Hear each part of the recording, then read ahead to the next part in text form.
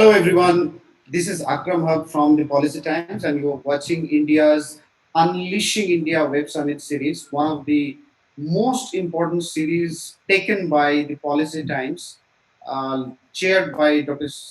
P. Shekhar, who is the chairman of Global Smart City Panel.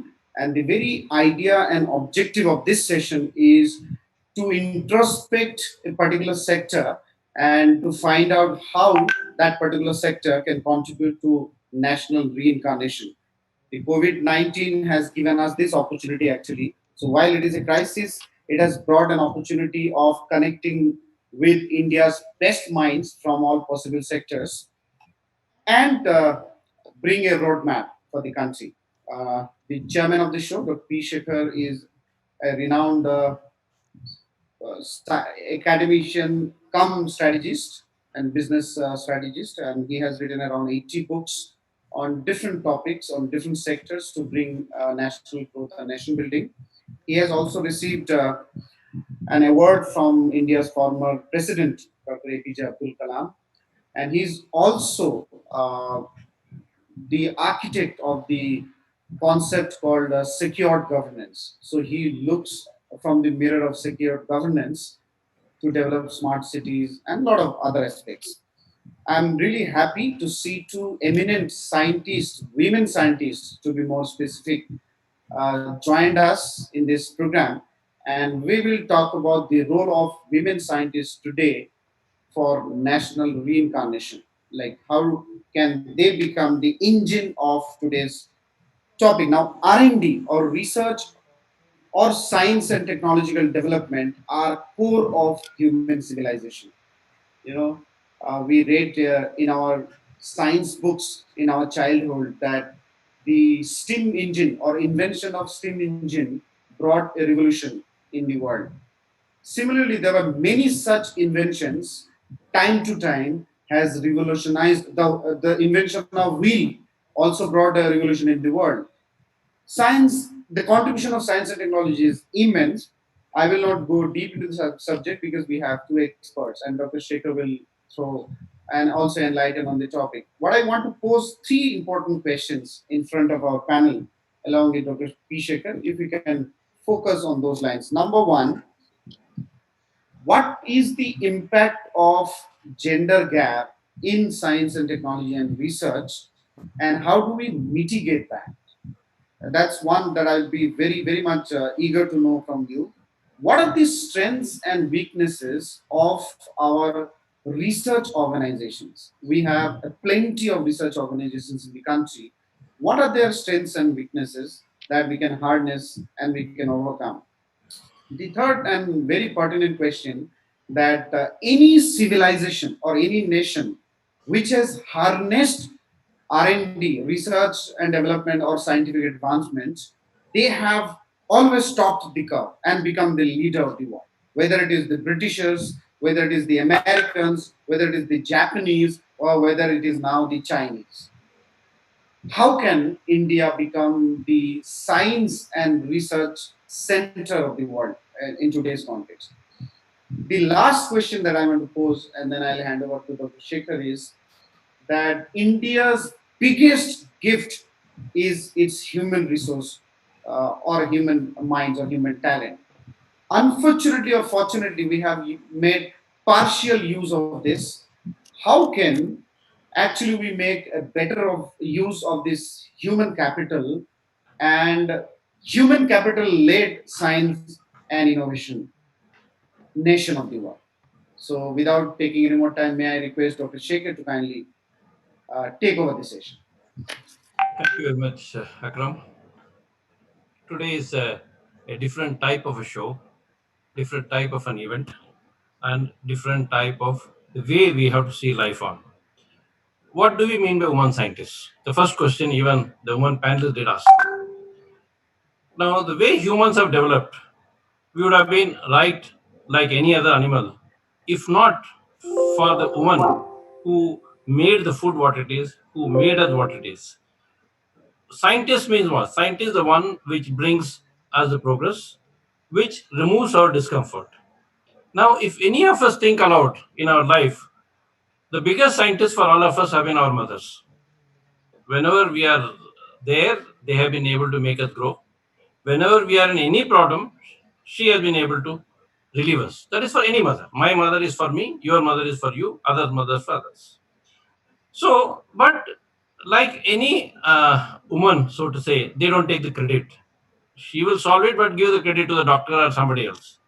Same as she will bring all the food. No food is having any woman's name. The varieties of foods in all sorts of places are there. So it is high time that women scientists, since men are taking all the glory, it is better that they also take the glory for what they are really doing. Like we always say, every good man has a woman behind. Why should she be only be behind in today's age? She should also come out.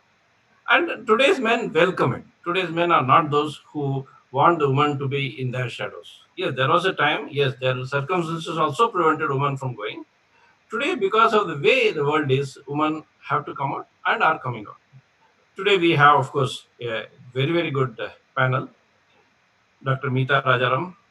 She has been a very big scientist in her own rights with more than 90 publications, 150 journals which has taken her articles. She has been a NASA's invited scholar and so many, which many more things I would request each panelist to talk. Same way, Vaishali Bombale has her own credit. She has got 150 papers published. She has got 20 patents to her credit, and she is nanotechnologist. She is in various aspects. She has done some unique work to her credit in various things. That since I'm going to tell her to talk a little bit about themselves also, but later they will have to say what the woman scientist can do post COVID. Talking just 2 minutes on COVID. COVID itself is something which has brought the whole world down. I always say, or many people say, this is World War III, attacked by somebody which is non existent, and something where many of the people in scientific line are not able to put it. When we see the numbers don't speak the problem which the media and the leaders speak, but they have to take their own credit because the draconian projections are made and simulations are made. Okay. Even today in India, the total number of so-called COVID deaths are somewhere around 600.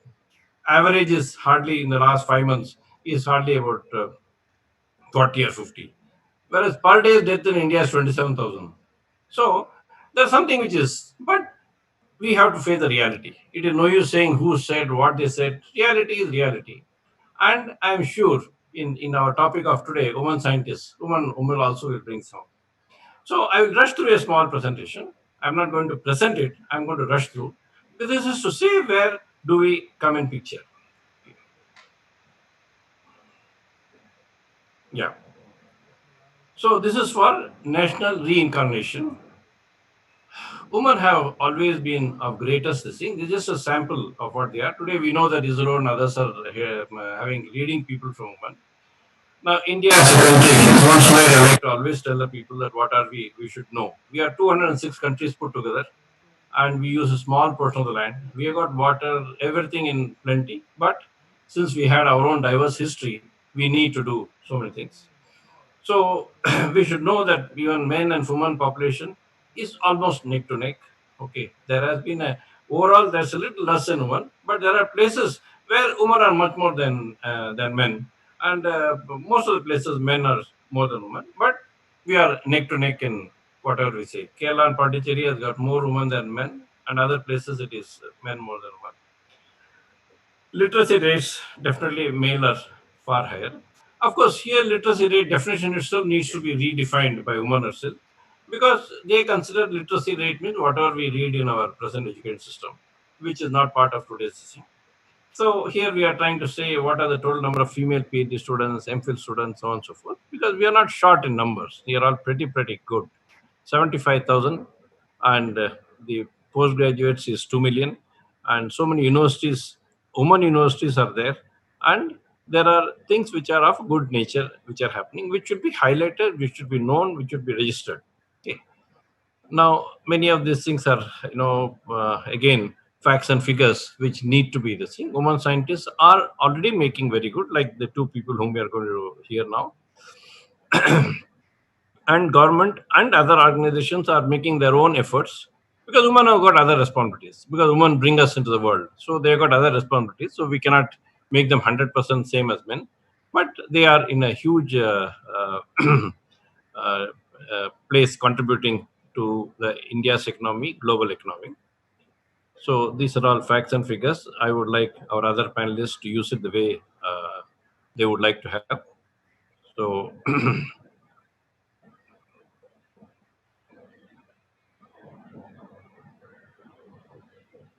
since I am rushing, I am going to give the mic quickly to the panelists. Yeah. So now coming to the first panelist, Dr. Meeta Rajaram. She is a scientist in her own rights, almost 35 years, and she has also been the acting director of one of the premier institute called Institute of Geomagnetism. And she has been invited by NASA for a 2-year fellowship. She has also been awarded by Mother Teresa Award, and our awards are too many, and with so many publications and so many things. I would request her that in the first 10 minutes to talk about her own perception, and the second half to talk in terms of national development, how women can play a lead role in national development. I think she doesn't have a presentation. Our second expert, she has got a presentation. So, Meetaji, you can have your mic is with you.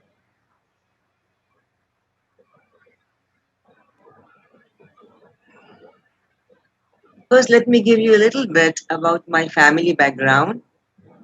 I come from a family where we are two brothers and two sisters.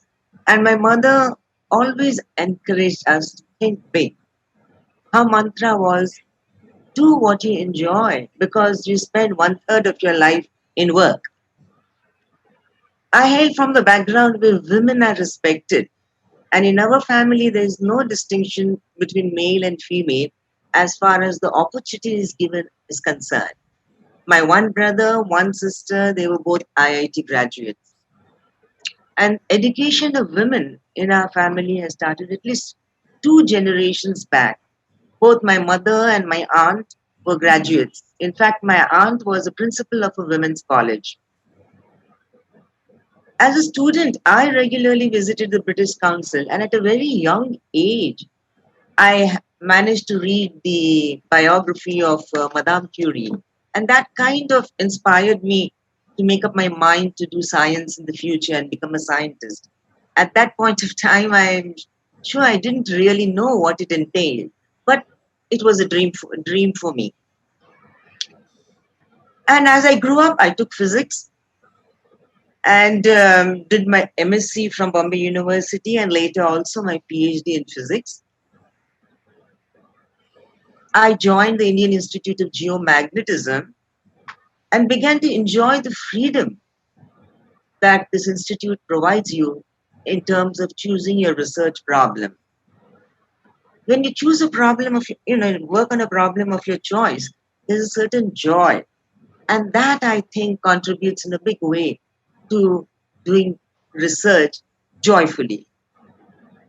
There onwards, I continued with this institute till retirement. I think that speaks a lot about the institution. I also met my husband, Dr. Rajaram. He is a plasma physicist and space scientist. And on my husband's side, also all scientists. My father, Dr. Ramaswamy, was a meteorologist, and his brothers and nephews, all scientists. Our son, Satvik Rajaram, also student of physics, is working with the University of Texas Southwestern Medical Center. He studies histopathology image data using artificial intelligence approaches to better understand cancer and neurodegeneration. Not just that, in the family are researchers, but there is, as I said, a sense of joy in working with research. Our son is married to Dr. Melissa. She is also a researcher. The kind of research work that I have undertaken is to do with the analysis of airborne and satellite-borne magnetic data. We use those data to look below the surface and to gain insights into the crustal structure, the dynamics, thermal history, and possible resource location. We also use very high resolution aeromagnetic data. They are collected by low flying aircrafts. which are very important to find resource locations. And the analysis of magnetic data is intricate, and techniques used have really improved a great deal over the last decade. It has been for me a very nice experience to be working at IIG, and India now has major plans of flying aeroplanes high and collecting high resolution magnetic data. And this, I suppose, should provide a lot of opportunities for these people, researchers, to do good research. While I was at IIG, I was awarded the NASA National Research Council Associateship that enabled me to work at Goddard Space Flight Center, NASA. It was a great experience. I do recall one of my office roommates, Dr. Robin Bell. She once said to me, Meeta, isn't it great that we enjoy the work we do and get paid for it? And I think that kind of summarizes the feel good factor about research.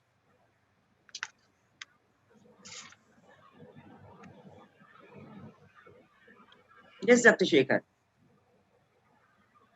Yeah, yeah. Yeah, okay. So this is your first half. No, second half you'll have to talk in terms of women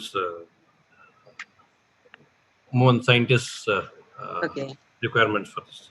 So now let me come to Dr. Vaishali Bamble.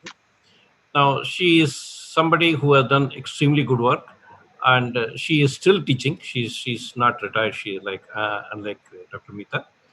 She has got about 27 years of experience, and she has got 120 papers, so many patents, and working in molecular electronics, bio sensors, radiation technology, nanotechnology, and I don't know what she has left out. So she has to tell us, guide us as to what she has left, what she is not doing. And she has done some unique work also. I presume she will give the details. So let me invite again, same first few minutes. Please talk about yourself. We'd like to know your personal way you have achieved and what is it that you are doing now. And second half, COVID and post COVID, how do we go as a nation? No personal, at that time it is all nation building. How do we take it? Dr. Vaishali Bamble. Yeah. Here, D4 final. Ella. Slide Yeah. one. Yeah. So thank you very much, Dr. Shekhar, for the kind words. Presentation mode. I take this very opportunity to thank the entire organizing team of Unleashing India Web Summit Series, especially Dr. Shekhar, Chairman of the Global Smart City Panel, and Dr. Akram Haq, the founder of the Policy Times. And my greetings to you, Dr. Mrs. Rajaraman. I'm so happy and honored to be on this prestigious platform. I would like to, with the grace of God, share that I can, this technology which we have patented to preserve the food can be applied to any type of Indian food, Indian cooked food especially, which are low in protein content. Basically, either upma or white dokla, and then we worked on theplas and this. And now I would like to share that what prompted me to work on such, food from physics. So, as I said, it is interdisciplinary science. I have applied the principle of physics to food preservation. And it was this unfaithful day of 26 July 2005 when, the whole Mumbai came to stand still with torrential rain. And since I am also at the low line area of ICT campus, Vadala, so we saw how people got stranded in water because they were they left early from the offices, and they were hungry and thirsty and in deep water, deep muddy water. And we got out of our houses and we served them with packets of glucose biscuit and distillery water. It is on that day that I took a resolve, where I resolved and decided that we should come up with some better plan to manage our natural calamities and disasters. And we thought of doing something towards this direction, and we designed a problem that we should come up with some ready to eat staple food which should be of Indian origin.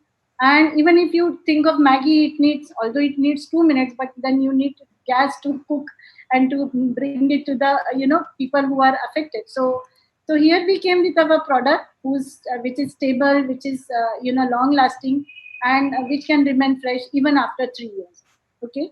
So, it is said that we say that necessity is the mother of invention, but I always put it that many a time even frustration is the mother of invention.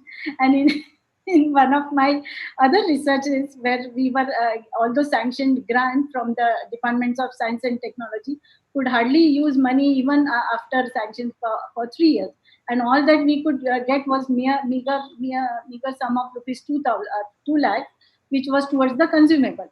And what we did was we got into action. We went to Lamington Road, got the got the components from old radios and other things, and we made a machine which is a very state of art equipment, which is called as low pulse key CVD system. And so the actual cost of the price is about 1.5 crores, which we could make it only in 1.5 lakhs. So, and we never stopped. We This is a machine. If we are not from people, for those who are not from physics background, this can be used as a flexible plastic monitors, okay, to prepare such electronic gadgets. So we didn't stop. We went on making such a state of art equipments like laser lithography, gas sensor, PCBD, scanning, tunneling microscope in really low price. In fact, towards this Make in India initiatives, we put indigenously made the entire lab. The entire lab, which is about more than 4 crores, was made in just 80 lakhs with one of the industry, partnership. So I always believe that excellence is never an accident. It is the result of high intention, sincere effort, intelligent direction, skillful execution, and vision to see obstacles as opportunity.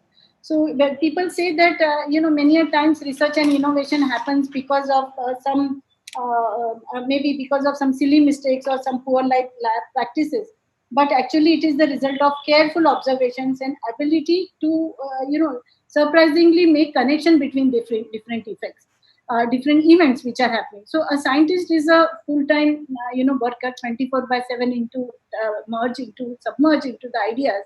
And what is important is to connect different events scientifically.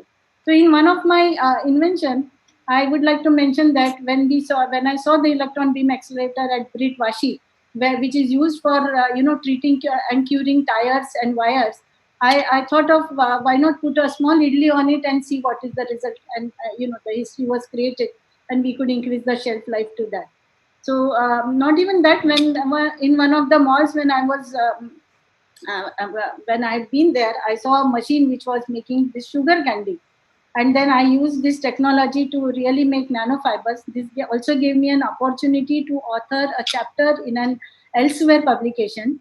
And then this chapter is written on tissue engineering. So let me tell you that tissue engineering is a science, and it is rather an art to make artificial organs in laboratory. And towards this, I would like to share that although this is not my invention, but what you see like a contact angle, a small contact angle, is nothing but actually human liver, which is made up of human stem cell. So unlike the liver, artificial organ, just wanted to share that it will have some different look and different shape, but it will be fully functional, and it will do all the function of a liver. Now we are developing a new technology which is called as lab on chip. It means that the entire diagnostic lab can be assembled on a on a small visiting card, which you can carry on your pocket, and it will give you a diagnostic test for more than 1,000 diseases. Yeah, so we say, honey, I shrunk the lab. You really shrunk the lab to a small visiting card. So I wanted to also share the future of nanotechnology in just a couple of slides. That it is a very great news that already artificial white blood cells are in the research lab of American universities, and we are in the process of making nanorobots which will do cell to cell engineering, and they will be capable of eliminating the genes or the chromosomes which are defective. And the result will be that in the near future we would have humanoid shaped nanorobots, which will extend the human lifespans to about 1100 years. Yeah. So I think here I take a break, and then this would in my second part I would now request Dr. Shekhar to take over. Thank you. So whatever we saw is just a preview. Very happy. So suspense is still there, still on. Yeah. So now I would, of course, request Dr. Meeta to say her points.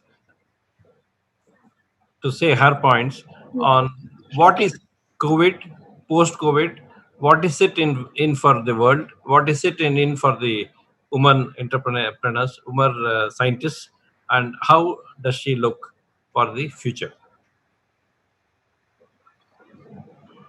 Mike. Sorry. Yeah. So let me first tell you what was my first encounter of COVID. See, we were supposed to have the 36th International Geological Congress, which was scheduled to be held at Delhi from 2nd to 8th March 2020.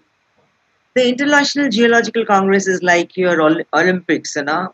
It's the Olympics for geologists, which comes once in 4 years, and about 5,000 participants from all over the globe participate. This was supposed to be held in India after 60 years, and I, as a lead coordinator of a few symposia under the theme geomagnetism, we worked very hard, called for a lot of papers, got them all, received the papers, scheduled them, and did all those things. Even our flight bookings and hotel reservations, everything was made. And suddenly on 24th February, we received an email from the organizer stating that the government of India has reviewed the situation emerging out of the outbreak of coronavirus and has postponed the Congress to a later date. This was my first encounter with the word coronavirus. I mean, I was very disappointed that the Indian International Congress was getting postponed due to a virus, and that too manifested in China. So it seemed ridiculous that the Chinese virus should be dictating the international affairs. But at that time, I had no clue that what was in store not only for us, but for the world at large. And the next few days saw cascading of all kinds of cancellations, all kinds of events. We had our international Rotary event. We were supposed that too was cancelled. Several of our scientific tests were cancelled. And then the coronavirus had endorsed the statement that man proposes and God disposes. In the meantime, WHO was assessing the spread and severity of the disease. And on March 11, WHO made the assessment that COVID-19 can be characterized as a pandemic, which soon took on mammoth proportions. Social distancing, staying at home, washing your hands regularly, avoiding touching your face, all these became very important factors in terms of prevention. And of course, this virus taught me that prevention is better than cure. For this disease, cure is yet to come. The coronavirus is such a tiny thing, it has a diameter of 60 to 140 nanometers. But it seems quite crazy when we realize that this tiny virus has virtually brought the whole world to a standstill, brought all of us on our knees. I realized that potency has very little to do with size. Countries, one after the other, went into lockdown, reporting large number of patients with coronavirus disease, and with a sizable number of them actually succumbing to the disease. It terrorized the masses without making any distinction based on color, race, creed. Only thing is that the senior citizens were advised to be more careful because I believe the death rate among the seniors is much higher. The impact was so unprecedented that I did realize that the world has been changed forever. As of today, I think there are more than 14.34 million coronavirus cases reported globally in 2016 countries and more than 6.03 deaths. And these numbers are changing very, very rapidly. And right now, India has climbed to the third position in terms of number of coronavirus cases. Of course, the number of recovery cases in India also has crossed 62%. It may be noted that when the case is mild, coronavirus case is mild, without any special treatment, people recover, and that is true for about 80% of the cases. However, for some people, it can be so serious that they really need hospitalization. Initially, the virus was in disruption mode, and more than 27 million jobs were lost in USA alone. Globally, of course, the migrant laborers everywhere have lost their job. Petrol prices have plummeted, travel, tourism have gone for a toss. But quickly it was realized that adaptation is the key to deal with this. Do you want me to say something about that? Yeah. So it is very necessary to look at the way we do things. So yeah, as terms of meeting, we started using the virtual medium to stay connected, and it is now more than 4 months that COVID-19 has been declared a pandemic, and work from home has become the new normal. Among educational institutions, online teaching, digital products are here to stay. Social interactions, I believe, has changed forever. It's here that the women, I think, play a very pivotal role. We have about 54 women Nobel laureates, and I think they really provide very good models for all of us. Just about 30% of the women researchers globally are women. While a very large number of them are enrolling in universities, but by the time they reach the highest levels, many of them opt out of the research career. And in India, I think only about 14% of the research employers, 14 to 15%, are women scientists. And I believe that this group of women scientists can play a pivotal role. Being a woman during the COVID times gives you great advantage because women have a natural ability to be able to work from home. And now within 4 months into the lockdown period, these women scientists are all utilizing their time within the confines of the room, of the house.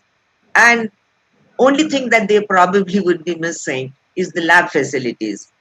But one can definitely do things like the analysis, modeling of data, all those things can all be done from home. Writing your papers, books, all those can be done within the confines of your home. One has to realize that there is a significant differences between the male and the female brains itself. It starts at that level. So you find that the women are better at multitasking, while men are better at concentrating on single tasks. Then reason behind it is probably the neurological architecture. The female mind is built from multitasking. Is such that it helps multitasking. Also, women have wider peripheral vision, while men have narrow peripheral vision. Their distance vision is more acute. So, women should not look at succeeding by emulating men. I think it would be a great loss if they did that, because what I think is very important is to use your special capabilities. And until we have found a solution to control the coronavirus, the enigma associated with it will grow. Fake news like, drinking hot water will cure and things like that are gaining a lot of momentum. It's here where women scientists become important too. They can do wonders in terms of raising awareness about the coronavirus and its threat and about ways to stay healthy. They can remain connected, as I already mentioned, through the virtual media, maybe having meetings in Zooms and other platforms. And now, in the aftermath of the COVID pandemic, there's likely to be major economic crisis. And for national reincarnation, the entire scientific workforce needs to come together. I believe almost 50% of them are women. And so it's of paramount importance that their talent are also utilized, especially keeping in mind their special abilities.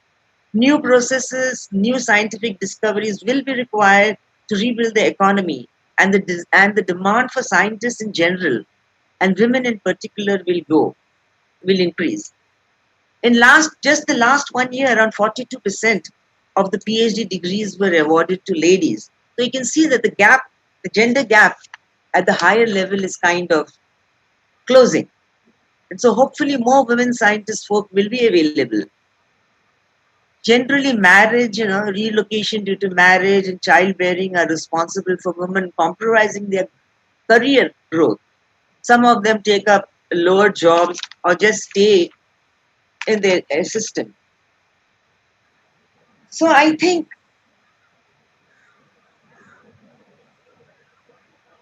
the possibility that women work from home is a great boost to the women scientists. They can utilize this opportunity in a very great way and use their entire workforce. Thank you. So the gist of it is, male somehow made the more women stay at home. Through COVID, women have ensured that you also better stay at home. No, no. 80% of the males are at home. And with all the extended problems on the women, of course. When more males stay at home, they give more problems to females. Okay. So now many other things, like when we say, like Bombali said, that necessity is the mother of invention. The word mother is there, not father. So women do play a real great role. Even when we say many of the habits, many of my friends abroad, they say there are all new rules have come in European countries, American countries, and all. They say this is what my grandmother told me right from my young age when I was in India. All those things are rules in those countries. you know, we are always told by my grandmothers and mothers saying that you wash your hand, wash your feet, wash your this thing, don't touch this, don't touch that. Between you and two vessels, they will tell us to wash. Now they all have become a global phenomenon. Now take bath after this. And when you come back, don't touch anything, go directly. So it's all made by women. Okay. So women have probably built, and many women, that's why I use the word, that every woman is a scientist in their own rights, in her own, the deliverables which they do for the world. So, and there are practical things. We can't generalize and then leave what people like you are all doing. So, I would like our Vaishali to give the second portion and conclude by what is it that we would like the world to do, we would like other women to do, and not restricting to women scientists from the scientist point of view. Okay, how others can, like what Dr. Meeta said, how others can do in more enlightened way, Dr. Vaishali. Yeah. Thank you, sir.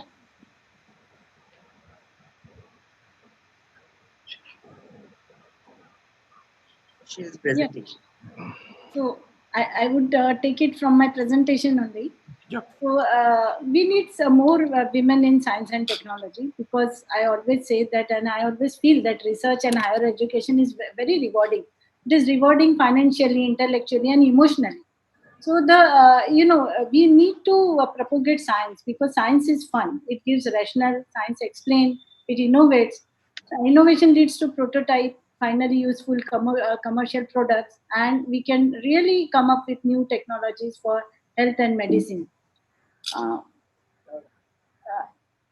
See, and other thing is that if I have to why we if I have to again take up the question that why we need more women in science and technology, I would like to share that, as shared by Dr. Shekhar, that the National Academy of Science, if we see, the figures are alarming, that there are hardly any women scientists who are availing this facility of National from Academy of Sciences, or for that matter even from the World Academy of Sciences. We see that for the chemical engineering and many other subjects, there are basically actually 0% women in participating in that. And as shared, only 15% of Indian women are into research and development, and the global average is also not very appreciable. It is less than 50%, only 30%. So all that I want to say is that when you give opportunity to women to be in science, to lead science and technology, we have seen that they have made history and they have done miracles. We know the Indian mission to Mars. It was one of the most economical interplanetary mission ever undertaken. And in this, in fact, we know that there were about 27% of the key executive position in the mission, which was led by women, right? So in the times of corona outbreak, what we see is that there are many sectors like education, e-retail, banking, medical, smart cities, IoT based, and fooding, food preservation. These are the sectors which we see that there is an uptrend, whereas there are few sectors like aviation, retail, which are seeing a downtrend. So this also means that, and it gives us a direction for women to think that what would be the emerging field for women if they want to opt for science and technology, or not even for science and technology, let it be fashion designing, management, coding, computers. So these are the new fields: green technology, sensors, food technology, which women can definitely play an important role into. In fact, I would say that we should be the ones who should be into this STEM technology, which is science, technology, engineering, and mathematics, because STEM job growth is outpacing the rest of the economy by about 300%. In fact, 80% of the job in the next decade will require technological skill. So, technological progress is transforming our economics and society. We want to ensure that women and girls play a leading role in shaping the future, right? So, although computer programming job may be declining, but coding is becoming the most important in-demand skill across industry. Countries like Afghanistan are, encouraging women into computer science field and also into artificial intelligence. So, what we have seen that study reveals that women in tech career yearn for female role models and flexibility in the workplace. If, as Meeta Madam has very rightly said, that this coronavirus has given us opportunity to work from home, and that makes a woman so comfortable to work for. So if we are given flexibility in the workplace, then we can really do wonders. So I would say that we need more female engineers, because this technical jobs are going to rule in the future. And as Madam said, that even if you recruit women in science and technology, or in on very coveted high positions, but it is seen that many women, because of some hostile environment, or maybe because of family pressure, they give up the good jobs. So it is very important to retain women in workplace. And for that, I would suggest that you should teach girls bravery, and not very much on perfection. So this is the point which I want to put here. And even the smallest signs matter, like promoting gender equality through emojis. So we see that everywhere it is like, when it comes to profession, we just display a male figure. So we can make small changes. And I have drafted a remedial action plan. Which is many things, but I would say that I would read out that we should give specialized training program for the grassroots population of the women. We should create knowledge center for that. We should have flexible recruitment, promotion, rewards, and recognition to put in should be in place, and we should give them leadership and decision making position wherever possible. Yeah. And here are the suitable points. So we should skill empowerment to ensure livelihood at the grassroots levels, identification and development of appropriate technologies. So establishing training and mentoring center, promoting entrepreneurship. The basic philosophy must be to advocate science and technology application, which would foster job-oriented economic growth and social happiness. So the government of India has taken major steps towards it. I would go first by saying what UGC has taken the measures for the teachers who give up their career. So I appreciate this mid-career award to teachers.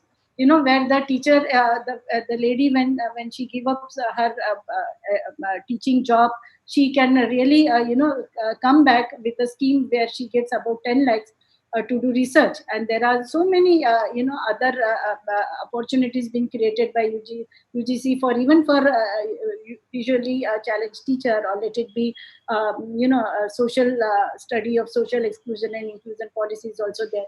Even Indian government has come up with many initiatives, such as scheme for women by DST and DBT, a national task force on women, and technological parks, exclusive biotechnology for park is there for women at Chennai. So there are great opportunities being created for even entrepreneurship development, and many more position in government which needs to be created. I would say already created by government. This is a Maharashtra government. On the website we can see that there are different schemes that can help women entrepreneur in India grow their small businesses. Bharatiya Mahila schemes, and so many which I have listed out here. And this is also a good way to encourage and ignite young women scientists by establishment of chairs in the name of eminent Indian women scientists, so that there is a constant source of encouragement to them, and then they don't give up in between.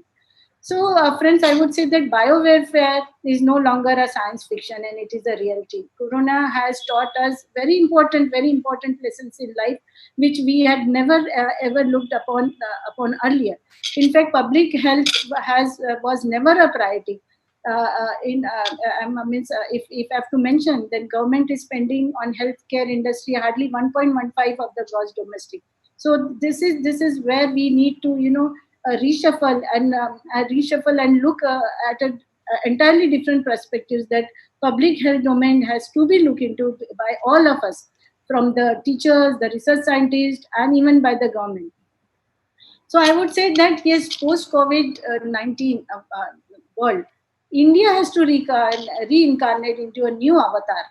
I am saying the word avatar because once you say reincarnate, India has to then metamorphosize itself, or it has to change from one stage to other, and then come up into some new avatar. And so what we are going to need is little bit of revamping, reassessment, some restructuring, and some radical action plans, so that the future is all ours.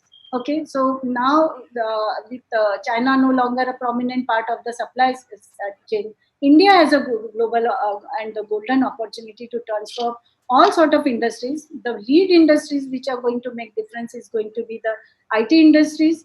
India has already moved from supply chain to value chain, from being a mere center of back office operation to more front-end software development. Indian telecom and electronics industry is at the top. It is second on in the world. We are the largest consumer of mobile and mobile related technology. So, but India has, if we are creating mobile giants in the West, we have to ourselves emerge out as a mobile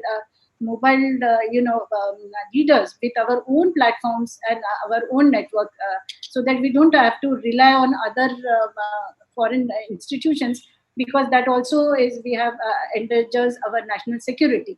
Other thing is that data is the new oil, and this oil has to be generated, consumed, and monetized within the country. All the current internet and other key platforms which are currently foreign owned should be owned by nation. China and Russia already own it, and now this is the our turn. So my point is that I would suggest that to upscale our technological innovations, government agency, because this was the question which was put forward by Mr. Akram also, that what should be our role to see that India incarnates into new avatar. So I would say that we as scientists from ISRO, BEL, IITs, and DRDO, we should join hands with MSME and small scale industries, and we should develop product ourselves, and we should fund them via MSCs and join hands with this government agency to build our own IPR regime. So this intellectual property is going to rule the world. We are. It is seen that there is a sort of, all these years there has been this brain drain, where India's intellectual property has been migrating to West, and we are generating. We are improving their economy. It is high time that we invite foreign students, and then we develop our own IP property bank, because that is where, because as a scientist, I have seen that even to file one patent, it is so difficult. So what we do is we innovate, we research, we innovate, and then we don't publish, or we don't get an intellectual property right on that. So this is a high time that we work on that. And I would say that in the time of this COVID-19, it is just not that we work on intelligent quotient and be world leader, but if we want to come out as a stellar leader and establish our leadership all over the continent, then I would say that emotional intelligence is also equally important in the time of COVID-19. And that's what it means. We have to spend time of our own self-awareness, because COVID has not only paralyzed us physically, but mentally also. We see that many people are getting getting into depression, and the people are feeling so left out, and as if they are into prison, and there is so much, they have become so much fearful of every small thing. Every time we are washing our hand, and we are not ready to socialize, and there are so many other, as madam said rightly, that this is going to socially change us forever. So we need to work on emotional quotient and emotional intelligence as well. So I would like to say that the new avatar of India should be like the Kali, the new Kali, which will who can trump over or combat the such bio warfare, let it be corona or even those which we are which might come in the future. And I would again say that the new Bharat Mata, which is going to reincarnate itself, should herself should be the new Durga, the new Kali, the new Lakshmi, all fused into one great Bharat Mata who's prepared to face and who's prepared to give the world the leadership. Jai Hind. I think with that, I would now once again request Dr. Shekhar to take over. Thank Thank you. you so much. Thank you so much. It has been an excellent presentation from all aspects. It is not. It is what is the beauty of the way it has been described is, even though the topic is women scientists, it has to be much broader than just the qualified scientists. Every woman has got so many things to contribute, so many things to do, and not to just say just because it's male and female, because male is brought by a female, so there's no question of differentiating between the two. But they have a special role, and it need not be qualification oriented. It has to be necessity oriented. It has to be this. And second is like Vaishali had brought, so many things which for nation does not grow by even one entity trying to grow. It has to be the government, it has to be the people, it has to be the system, and it has to be the way the layer and levels of things will grow. Everybody cannot be a scientist, everybody cannot be an engineer, everybody cannot be a worker. That layer will get built in. And for the layer to have a practical thing, women have a very, very large role to play. If I am a good worker, let me not try to be a manager and spoil everything. If I am a good manager, let me not be an entrepreneur and try to spoil the system. If I am an entrepreneur, let me be a good entrepreneur and start giving more job, more this thing, create wealth to everybody. See, everything has a role. Okay? And in all this thing, there's a overriding factor of women. And because of Corona, I'm not saying Corona is good. At least people realize that so many things can be done sitting at home. Otherwise, sitting at home was only as a leisure or to harass. Okay, so now we can do serious work sitting at home. You can be in any field except for the fields where you have to be at a site. Of course, I cannot do sitting at home. Where there's an engineering, I had to make a precision equipment, I cannot do at home. But we can do so many things in terms of planning to perfection at home. Go there, implement. Or even if somebody else is there, you can implement it.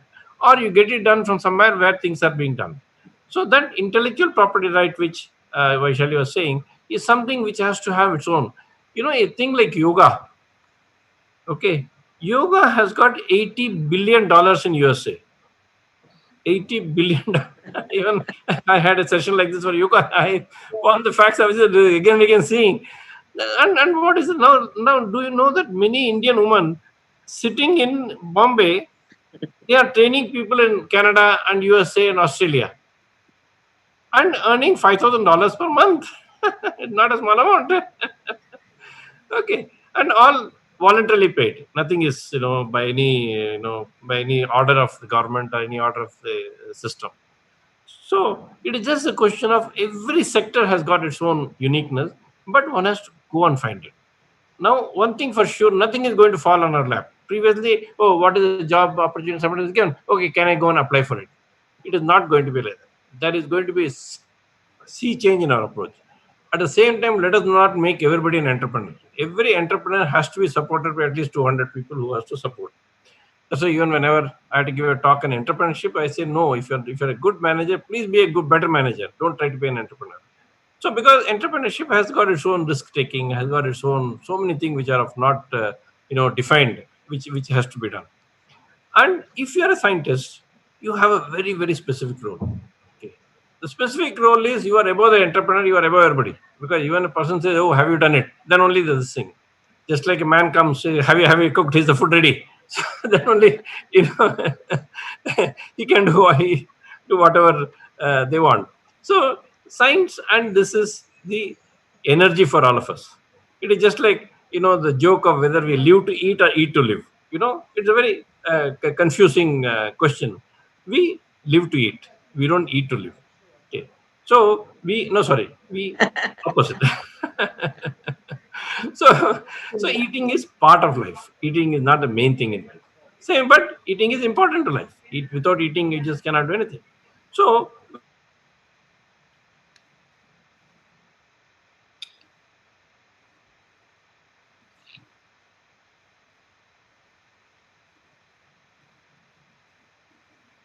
I think it's 3 o'clock. Stop it. Is it 3. so? So it automatically stops it. Akram, can you take it up forward?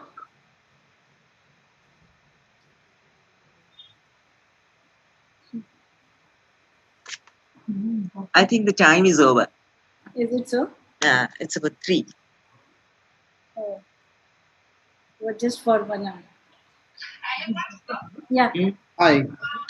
Yes, Akram. Akram. Yeah. Thank you. Thank you so much. Yeah.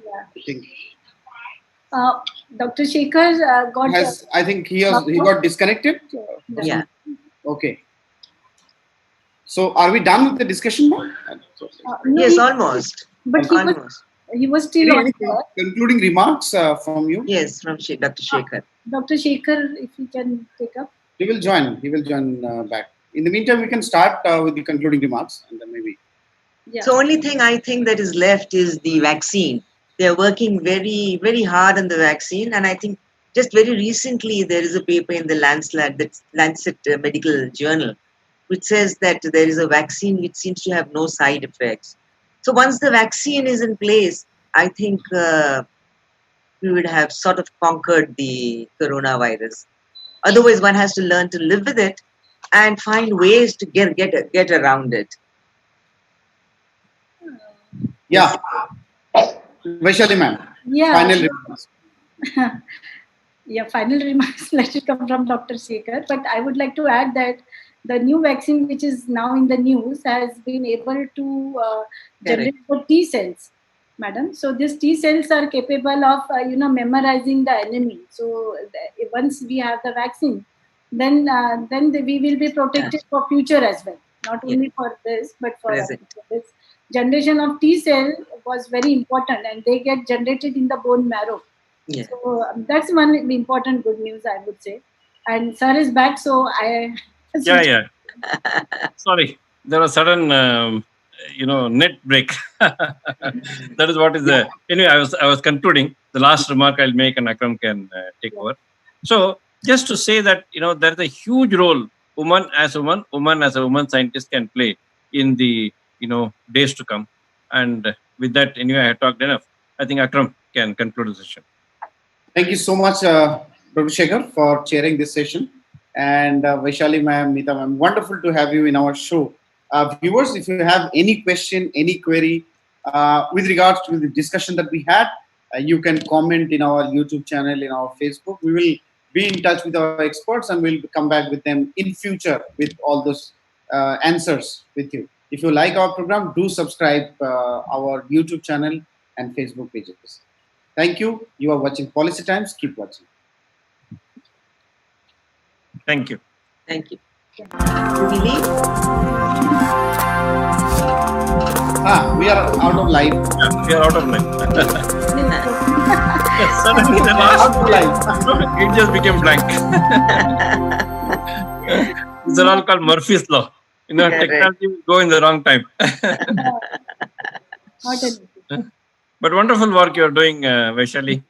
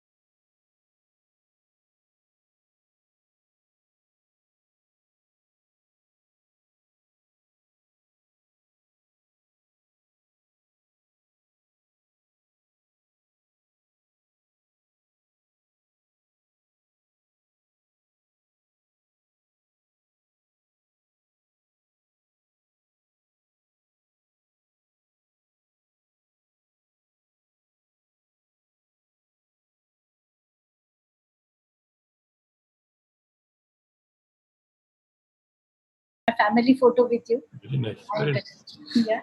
So here's my husband, Dr. Professor Abhay Bambole. He's professor with Structural Engineering Department of VJTI, and he's an expert on bridges. And he's a very established consultant with BMC and PWD on bridges once again. And here's my son, who's just done his bachelor in mechanical engineering, and my little angel daughter Manini Bambole, who has just completed her 10th standard. So this is my small nuclear family. But I would also very gladly share that I come from very elite academic background, wherein my mother has been professor of mathematics at the Institute of Science Nagpur, and my grandfather was a very eminent arithmetician. He used to call himself, also an astrophysicist in true sense. And also my siblings, my three of my brothers, they have passed out from IIT, and my sister she has done her MD in homeopath. So I also feel that I'm very privileged to be coming from an academic background. My grandmother was also a headmistress in a school. So yeah, from my childhood, teaching was always it has always been my passion, and towards as I grew up, I developed interest in research, and as I always wanted to be in teaching as well as in research. So I would come up straight to my invention. But I'm a physicist and basically an interdisciplinary scientist. And what you see holding is a famous idli, which remained fresh for more than 3 years without adding any preservatives or without using any refrigeration. So I wanted to share that what prompted me to get into the food research, being a physicist. And I would like to share that we scientists are very sensitive to social event around us. And it was this, before that, I would also like to